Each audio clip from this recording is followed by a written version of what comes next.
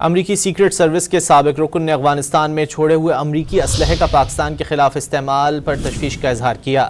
تسلیم کیا کہ انخلا کے وقت اسلحہ ساتھ نہیں لے جانا سنگین فوجی کوتاہی تھی۔ امریکی سیکرٹ سروس کے سابق رکن ہیری رچرڈ ڈونیڈیو نے امریکی اسلحہ افغانستان میں چھوڑنے کو غلط فیصلہ قرار دے دیا۔ واضح کیا کہ یہ اسلحہ بلیک مارکیٹ میں جانے پر تشویش ہے اور دہشت گرد یہ اسلحہ پاکستان کے خلاف استعمال کر رہے ہیں۔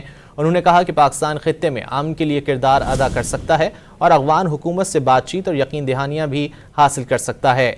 ہیری رچرڈ نے مطالبہ کیا کہ افغان طالبان امریکہ کے رہ جانے والے اسلحے کی فروخت پر قابو پائیں۔ امریکی سیکرٹ سروس کے سابق رکن نے افغانستان میں چھوڑے ہوئے امریکی اسلحے کا پاکستان کے خلاف استعمال پر تشویش کا اظہار کیا۔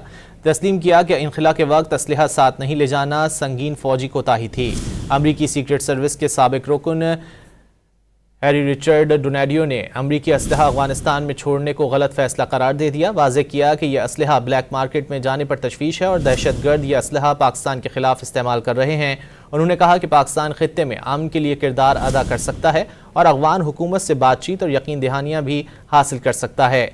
ہیری رچرڈ نے مطالبہ کیا کہ افغان طالبان امریکہ کے رہ جانے والے اسلحے کی فروخت پر قابو پائیں۔